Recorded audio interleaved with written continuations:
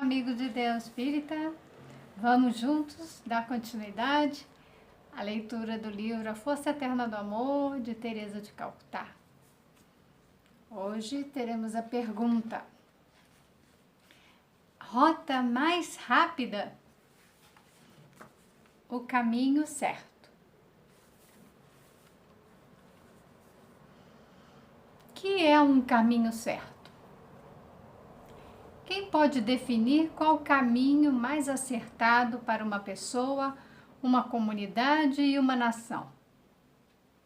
Sinceramente, penso que assim como temos que reavaliar muitos conceitos nossos, e assim como tive de reavaliar meus próprios conceitos, tão logo o corpo físico tornou-se impotente para segurar minha alma, temos de fazer um estudo acerca do que é certo ou errado e de como lidamos com esses conceitos em nossa vida. Muito bom. O caminho certo. Então, ela já traz de cara assim pra gente a pergunta: o que é o caminho certo? Porque a gente ouve realmente muitas pessoas falando que cada um tem o seu caminho, cada um tem o seu ritmo, né? E que tudo leva ao mesmo lugar. Mas afinal de contas, que caminho é esse? Que caminho, como definir qual é o caminho certo? Será que o que é certo e errado é relativo ou não? Então, o que eu quero dizer com isso? Para quem estuda ética e moral, nós vamos nos deparar com essas questões. O que eu quero fazer, o que eu posso fazer e o que eu devo fazer, para poder avaliar e fazer algo que a ética nos ensina, que é a escolha. Então, nós temos que escolher, o tempo todo nós escolhemos. Tem aquelas pessoas que falam que não escolhem. Ah, eu não escolho.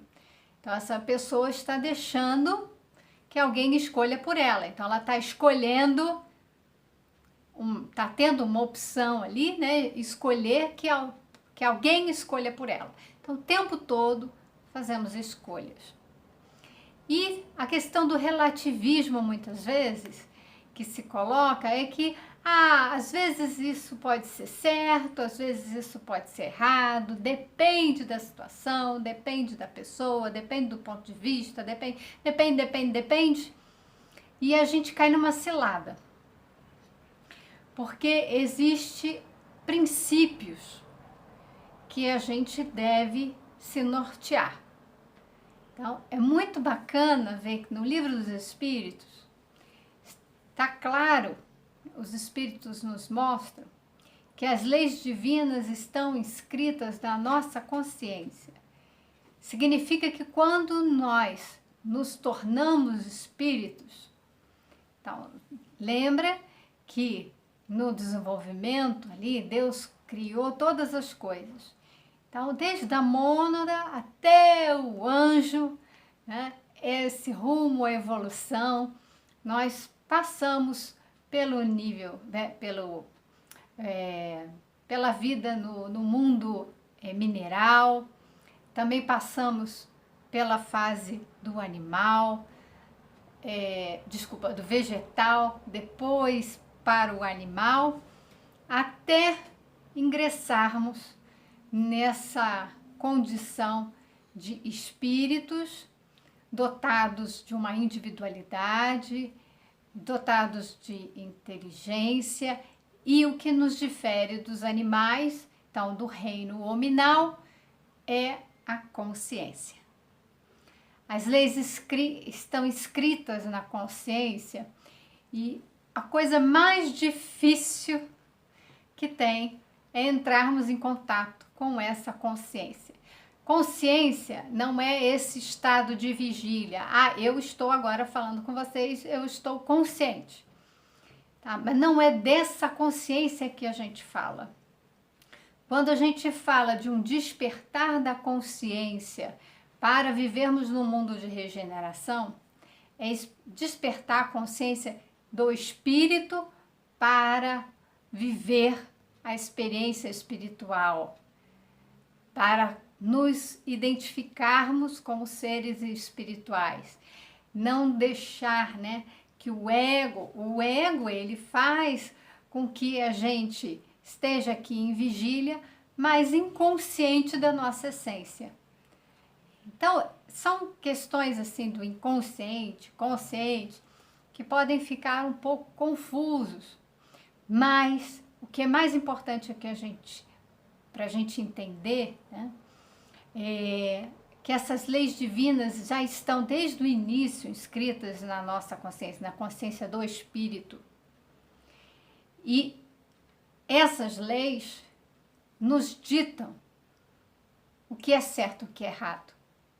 Então, no fundo, todos nós sabemos o que é certo e o que é errado. Só que nós precisamos estar cientes, estar atento às nossas ações, aos nossos pensamentos, às nossas emoções. E por vezes nós estamos na vida, distraídos, igual sonâmbulos, vagando, né?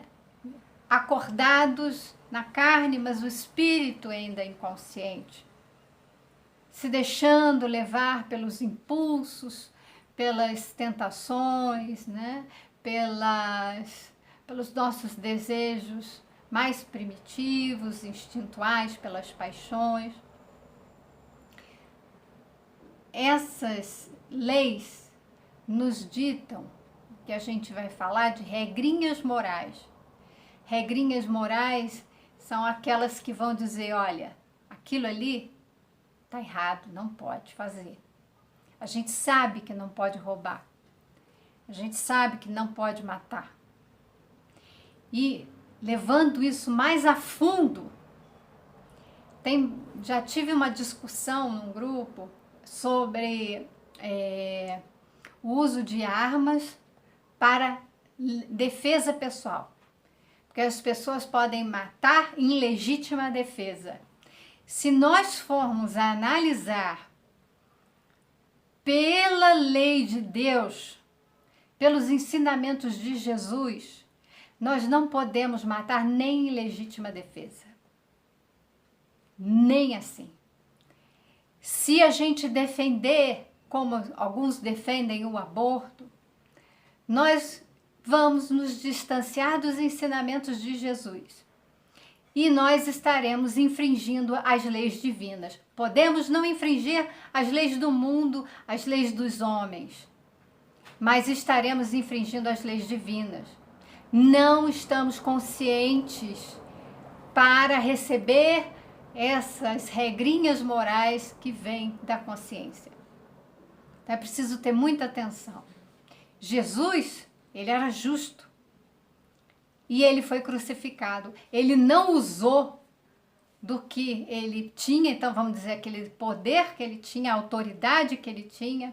Ele curava as pessoas, ele libertava as pessoas de seres obsessores, ele fazia tudo.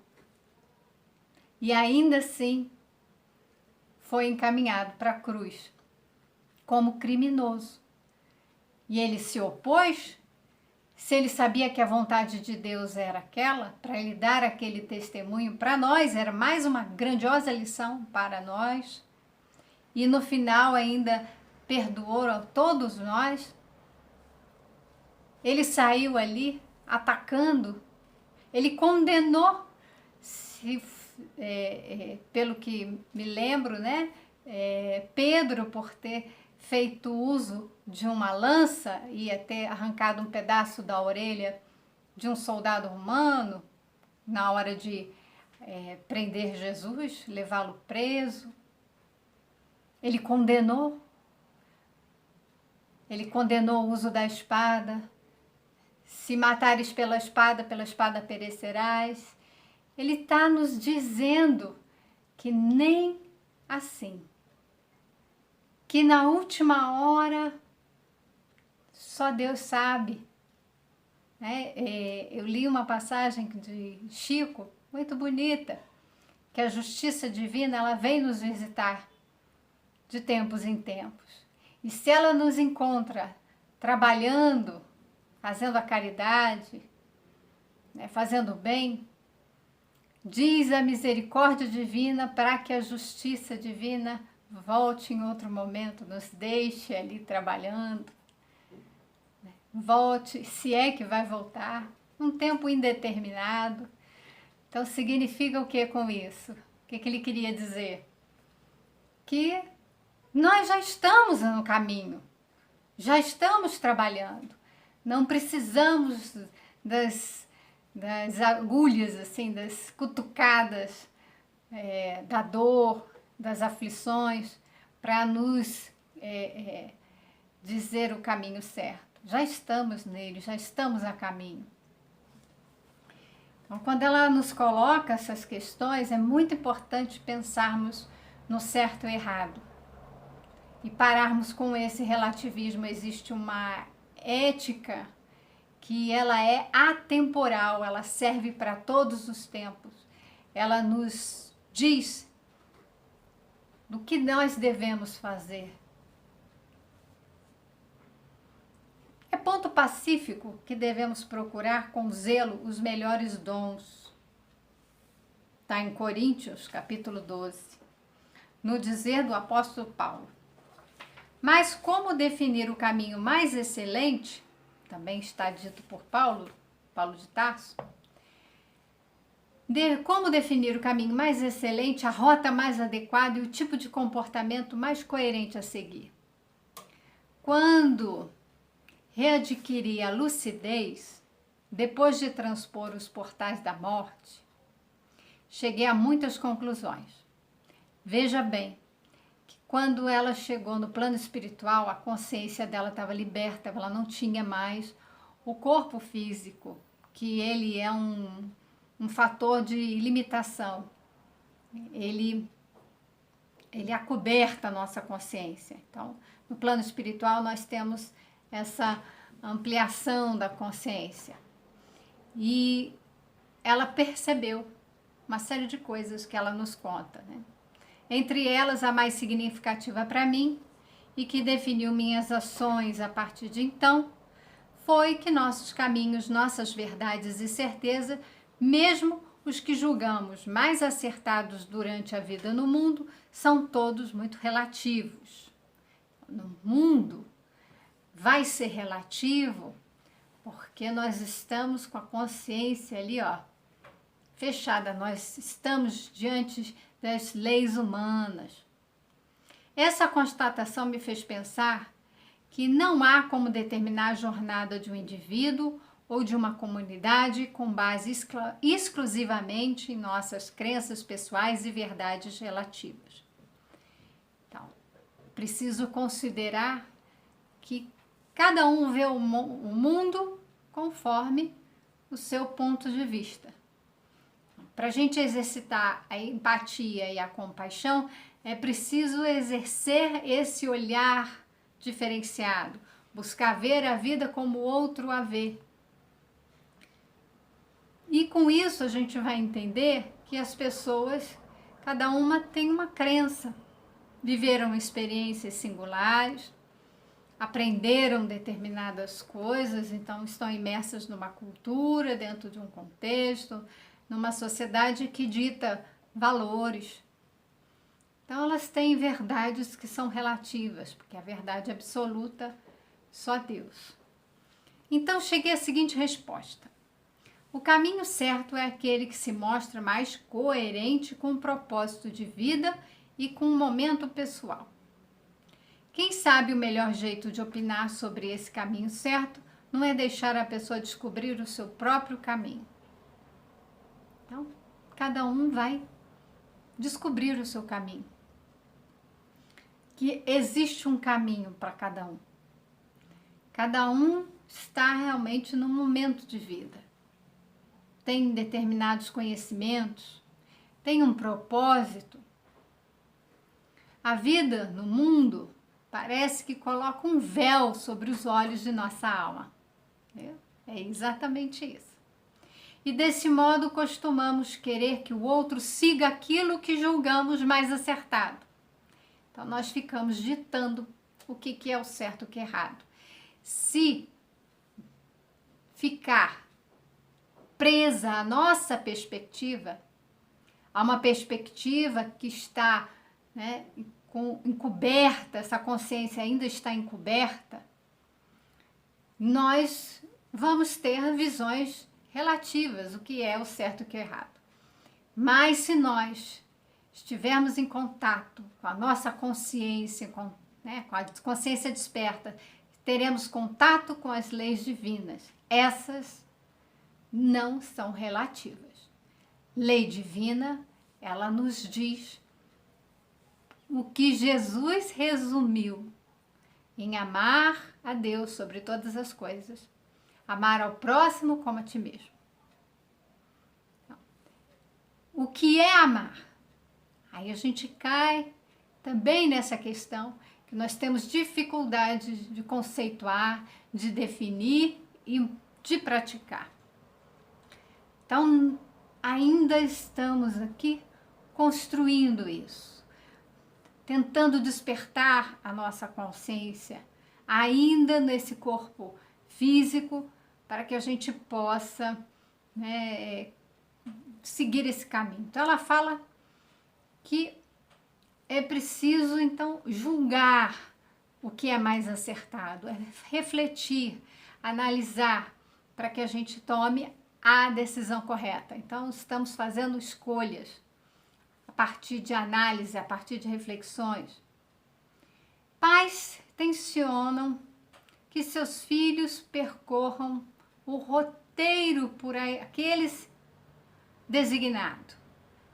Esperam que os filhos sejam aquilo que não conseguiram ser, esquecendo-se de que o melhor caminho para os jovens é o que eles próprios escolherão e o que mais se adequar ao seu estilo pessoal, à sua identidade espiritual ou à sua vocação. Os pais, eles precisam educar os filhos, orientar os filhos para que os filhos façam boas escolhas. Escolhas que levem eles, conduzam ele para a saúde, para o bem-estar pessoal e de todos. Então, educar o filho para desenvolver empatia, para desenvolver a compaixão, para desenvolver, para ter princípios, né? A honestidade, generosidade, ser, então, sincero, ser autêntico. Então, quando a gente vai colocando na educação dos filhos esses valores, nós estamos preparando os filhos para trilharem os seus próprios caminhos. Quando a gente entende que a gente deve fazer pelos filhos, né? Ou então que os filhos devem fazer aquilo que nós queremos, nós criamos empecilhos, criamos obstáculos para os filhos desenvolverem seus próprios caminhos. Outros, quando excessivamente apegados a conceitos religiosos, intentam convencer e converter os demais ao seu modo de pensar ou à sua interpretação pessoal da verdade. Julgam-se conhecedores da vontade de Deus Pai para a vida alheia. Então, existem pessoas que, apegados a determinados conceitos religiosos, eles buscam, né, não só convencer, mas converter a pessoa à crença pessoal. Então, ao invés de deixar a pessoa, é importante a educação religiosa, moral. Mas você dizer para aquela pessoa que o que ela acredita está errado, que o que é certo é pensar do seu jeito, inclusive com as questões religiosas, está fazendo com que aquela pessoa se confunda com as coisas, que ela possa até se perder, porque ela vai deixar de pensar sobre a própria vida, suas próprias crenças, para assumir algo que não é dela, é do outro.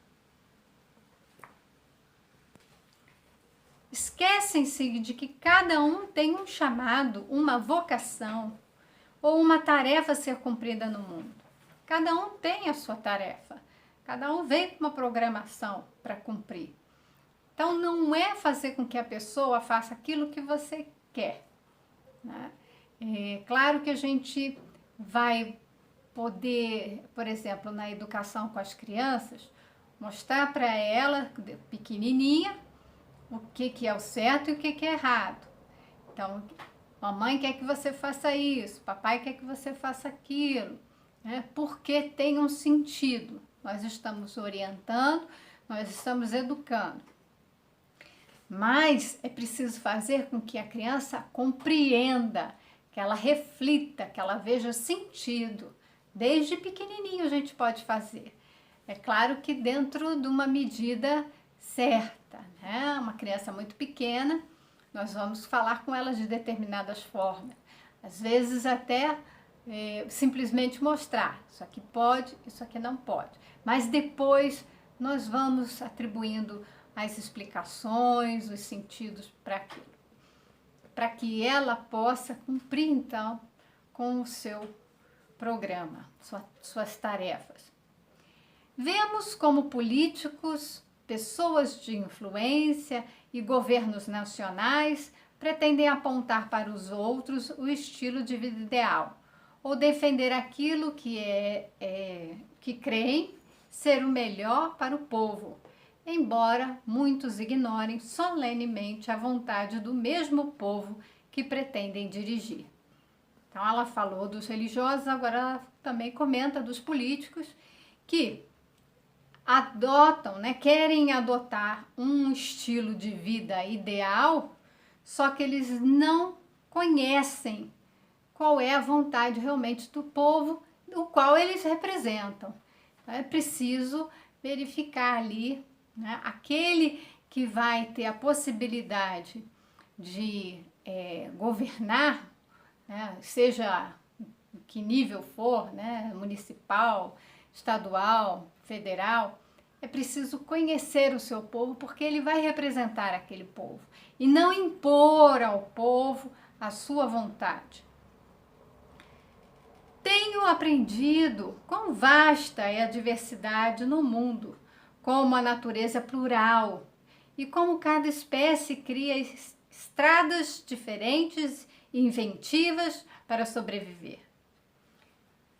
Basta mirar os exemplos numerosos na fauna e na flora conhecidas. De modo análogo, os homens encontram caminhos os mais distintos para situações similares. E essa é a maravilha da vida. Quem desejará acabar com toda essa riqueza? Então pensa, Deus criou um planeta riquíssimo. Outro dia eu estava olhando as minhas plantinhas, falei, nossa, como cada uma é especial, tem um propósito, tem um aroma, tem um formato, tem uma cor, são todas diferentes, uma diversidade. E tem ainda em alguns lugares animais, né, a fauna, a flora, desconhecidas. Por isso que ela fala, o que é conhecido já é tão diverso. Os que estão no fundo do mar, que a gente não consegue alcançar pela pressão, ali tem vida, vida que suporta aquela pressão, todos os seres preparados, criados para viver dentro de determinadas condições ambientais. Então nós precisamos ver que Deus já está pela sua natureza se manifestando que há vida em tudo e vida diversificada, a vida é plural, a vida é, né, de uma diversidade. Quem desejará acabar com toda essa riqueza? Que cada um descubra a sua própria rota, sua alternativa. Então nós vamos encontrar uma rota que nos é mais adequada, eu não diria nem confortável, né? Mas que a gente se sinta bem, se sinta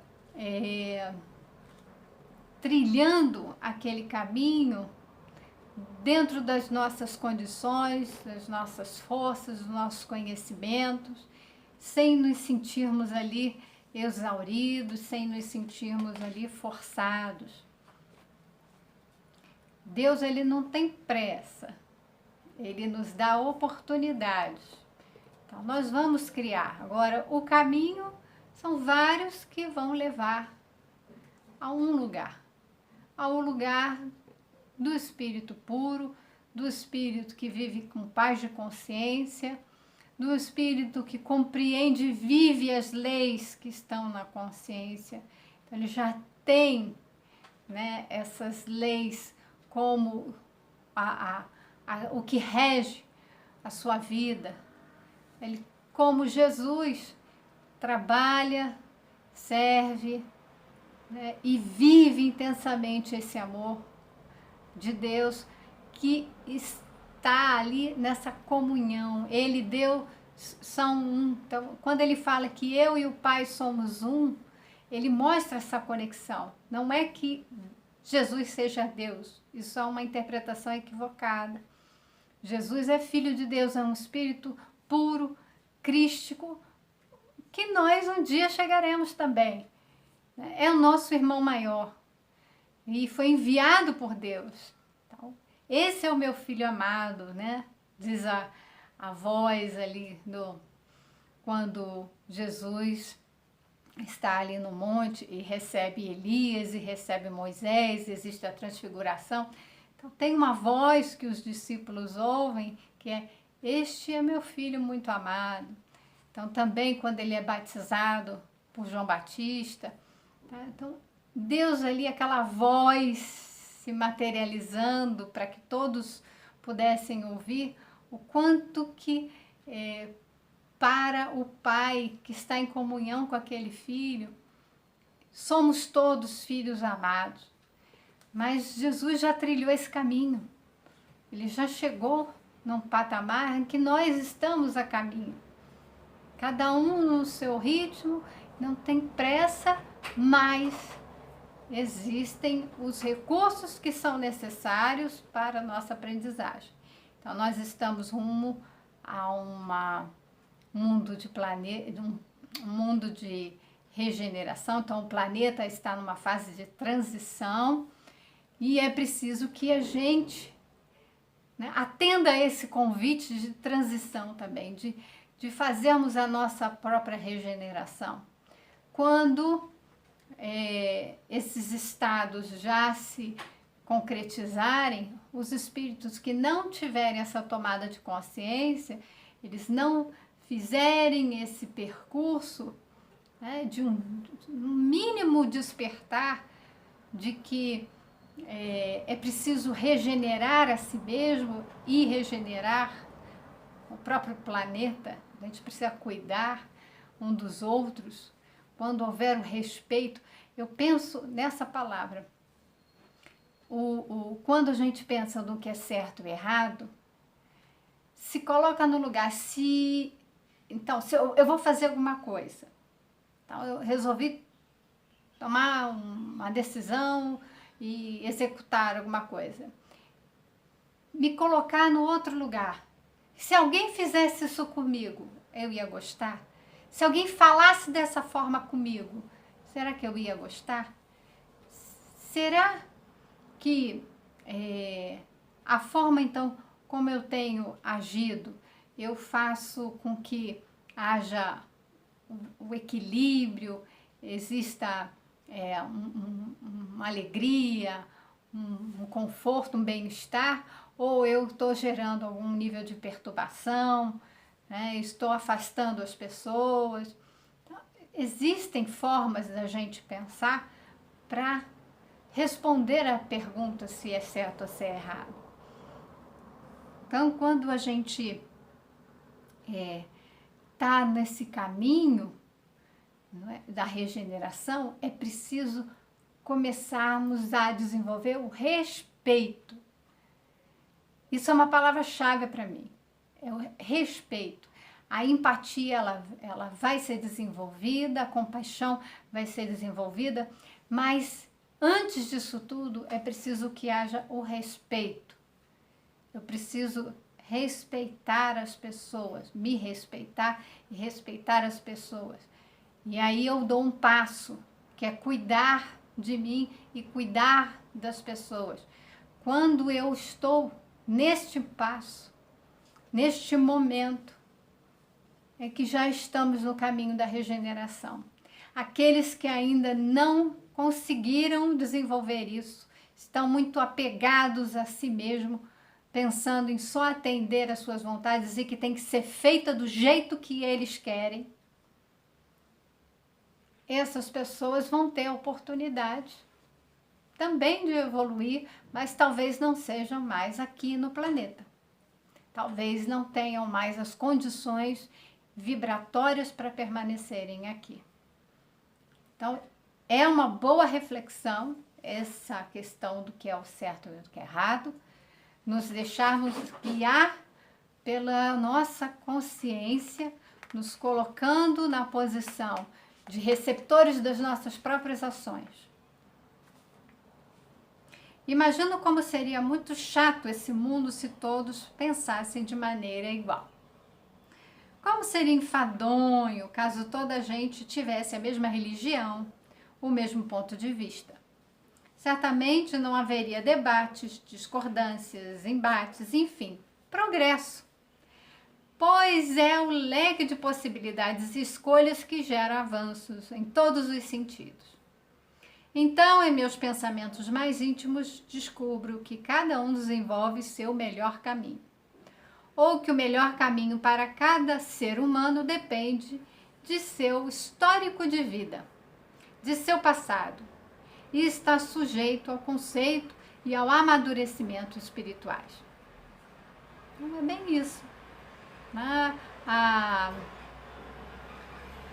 O que a gente faz, as nossas escolhas, elas vão determinando, né, se a gente avança, se a gente para no caminho, né? Voltar para trás não dá, mas se a gente parar ali e fica ali meio, né,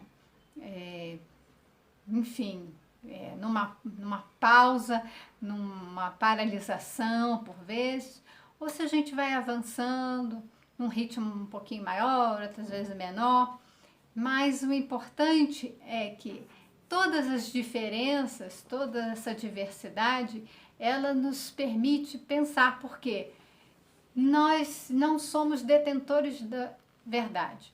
Nós não temos todo o conhecimento. Então, se eu conheço um pouquinho, você conhece um pouquinho, o outro conhece um pouquinho, a gente tem a possibilidade de trocar ideias e aprender um com os outros. E fazer novas escolhas. Porque se hoje eu faço uma escolha porque eu conheço isso, se eu conhecer um tantinho mais, eu posso perceber que aquela escolha anterior estava equivocada, já não me serve mais. É como uma criança que cresce e a roupa não serve. Tem que trocar. Tem que ter a roupa ajustada ao nosso próprio tamanho. E assim é o conhecimento. A gente vai crescendo em conhecimento e a gente vai fazendo novas escolhas, vai se renovando. Certas estradas podem ser melhores para alguns, para um grupo, mas possivelmente esse caminho escolhido com esmero pode ser o mais indicado para nós. Seria a ruína de outra pessoa, caso resolvesse trilhar. Isso tudo nos faz pensar na sabedoria divina que não definiu para ninguém a verdade. Então, a verdade não está em uma pessoa, a verdade está na consciência de todos os espíritos. Cada um vai tomando consciência à medida que vai evoluindo.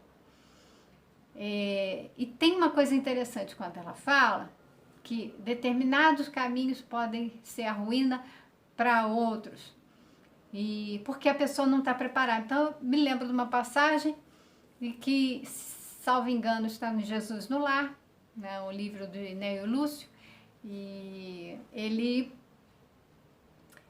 conta ali que ele foi, um leproso foi curado, e ele começou a trabalhar, né, ajudar, estava muito agradecido pela cura, mas aquilo lhe pesou tanto, ele sentia tanta angústia, que ele pediu de novo para ficar com a lepra e viver com a lepra, porque havia a necessidade então dele passar por aquela experiência, ele não estava pronto para trilhar o caminho que os outros já estavam.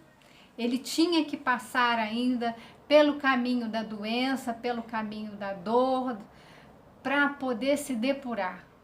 Depurado, ele poderia trilhar o caminho que os outros amigos já estavam trilhando. Então, existe um momento, existe o caminho, tá, para cada um. Podemos lembrar nessa situação a atitude de Jesus Cristo ao ser interpelado por Pilatos acerca da verdade. Simplesmente calou-se. Está em João capítulo 18, também em Mateus capítulo 27. Talvez porque sabia que para cada um a verdade tem uma conotação. Cada um interpreta a verdade de acordo com os seus interesses. Num silêncio eloquente, conhecedor de nossa intimidade como era, Jesus conhecia cada um, ele conhece cada um de nós. Talvez tenha sugerido que no intuito de conhecermos a verdade suprema, precisamos aprender a lidar com o diferente, a acolher a pluralidade inerente à vida. Pois para Cristo, que está inserido numa dimensão muito maior do que a da humanidade, a verdade será muitíssimo transcendente a tudo quanto possamos especular em nossas vidas mortais. A verdade ainda é algo inconcebível para nós. Nós não temos capacidade para compreender toda a verdade. Nós vamos de pouquinho em pouquinho, quem come como quem come a sopa pela beirada, porque não dá para comer no meio, porque ela está muito quente. Então nós vamos de pouquinho em pouquinho, pouquinho em pouquinho, de forma que a gente consiga, né? Quem sabe ainda, perscrutando nosso programa interno, ele tenha respeitado nossa imaturidade espiritual, deixando que o tempo se encarregasse do nosso amadurecimento, até que estivéssemos prontos a descobrir nosso próprio caminho, nossa própria verdade. Então, quem sabe, né? Foi essa a intenção de Jesus, considerando a nossa imaturidade espiritual. Caindo, levantando, acertando e errando é que amadurecemos. Sem essa luta diária, sem conquistas e também derrotas, sem os entrechoques da vida, não há como descobrir o melhor caminho a seguir. O caminho certo é o que melhor servir ao nosso aprendizado, à nossa autodescoberta, e não aquele que os outros decidem para nós. Nossa, a gente podia parar aqui. Tem um trechinho a mais, mas aqui, nessa linha, uma linha, desculpa, são 2 linhas, mas é um parágrafo, ela resume tudo. O caminho certo é o que melhor servir ao nosso aprendizado, à nossa autodescoberta. O caminho certo é o que leva ao autodescobrimento, ao autoconhecimento. Está em total concordância com o que os espíritos falaram para Kardec e está no Livro dos Espíritos. Questão 919. Quando Kardec pergunta o que nós precisamos para vencer os nossos vícios, ele vai dizer que um sábio da antiguidade vos disse: conhece-te a ti mesmo. Não falou para a gente fazer isso, fazer aquilo, mudar o comportamento, ser bonzinho, conhecer. Então ela falou, o caminho certo é aquele que nos leva ao autoconhecimento. Porque quando eu me conheço, é o momento do despertar da consciência e eu entro em contato com essas leis divinas, eu passo a me guiar por essas regras morais que já estão em mim, que vão me dizer o que é certo e o que é errado. E eu não tenho conflitos mais. Não fica mais aquele conflito entre o ego, que é a nossa, vamos dizer assim, o nosso ser material, instintual, aquele que quer se sobrepor, e o nosso ser espiritual, que é colocando aí a nossa essência divina. Nós já, com a consciência desperta, né, através do autoconhecimento, nós faremos essa leitura dessas regras morais e nos pautaremos por elas. Ao vislumbrar uma concepção mais abrangente da vida, descobrimos que muitos caminhos interpretados como acertados e melhores foram apenas frutos de nossa própria paixão, nosso fanatismo ou apego. Quando a morte chega e deparamos face a face com a realidade mais profunda da vida, então aquilo que pensávamos sintetizar a verdade ganha novo aspecto, novos contornos.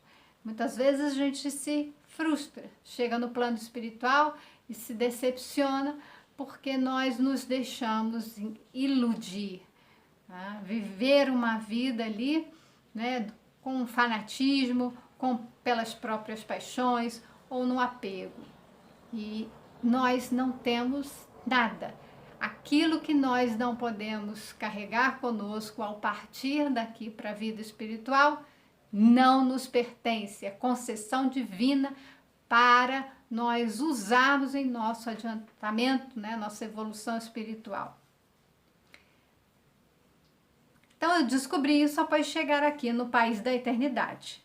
É impressionante quantas coisas, quantos caminhos inspirados na religiosidade, nas opiniões particulares ou restritas a um grupo, reclamam reavaliação e modificação inadiáveis. Muitos caminhos que nós trilhamos precisam de reavaliação. E a gente só tem condições de reavaliar os caminhos que nós estamos trilhando quando temos um pouco mais de consciência do que estamos fazendo. Aprendi a ver a vida religiosa, inclusive minhas próprias escolhas, minha forma de ver o mundo, sob nova perspectiva. Talvez nem melhor, nem pior, mas apenas diferente. A morte descortina diante de nossa alma uma imensidão de possibilidades. Dilata nossa visão e nos faz ver como novas rotas de acerto não são nem de longe absolutas. Faz-nos perceber que aquilo que consideramos como correto não passa de uma alternativa, de uma opinião, muitas vezes distante de ser a melhor, tampouco a única que apresenta vantagens. Então, hoje, aquilo que a gente diz que é o certo, quando a gente tem a consciência desperta, então, no plano espiritual, uma consciência ampliada, a gente vai verificar que aquilo era só uma possibilidade, era uma alternativa, era uma opinião e nem sempre a melhor. Que existiam outros caminhos mais acertados, outras escolhas melhores, que a gente não foi capaz de acolher e de cumprir, seja por conta do nosso egoísmo, das nossas vaidades, orgulhos, enfim, principalmente porque nós buscamos nos iludir achando que nós somos melhores do que realmente somos. Então, é o exercício da humildade, do autoconhecimento, porque quando a gente se conhece, a gente vê que falta chão, falta muito chão nessa estrada da evolução. Além disso, mostra que nem sempre o que é recomendado para nós o é também para o próximo. Então, vamos começar a partir dessa reflexão a repensar os conselhos que a gente vai dando para os outros ou as exigências que a gente vai fazendo. Portanto, a opção efetivamente inteligente é respeitar o momento do outro. Lembra que eu falei do respeito? A gente precisa começar pelo respeito. Levando-se em conta que o caminho mais acertado é aquele que estiver mais ligado à sua história de vida. E assim é uma boa possibilidade. Tudo que ela fala, se a gente prestar atenção, converge para a necessidade do autodescobrimento. Então, mais uma oportunidade para a gente refletir e buscar e compreender o que de fato é certo, mas sem a rigidez e pensando em si, não para o outro. O outro a gente pode ajudar nas reflexões, mas cada um vai ter que fazer as suas próprias escolhas e dar os seus passos, né? Construindo o seu próprio caminho. No final, todos nós, um dia, nos encontraremos com Deus. Tenham todos um ótimo dia, muita paz e até o nosso próximo encontro.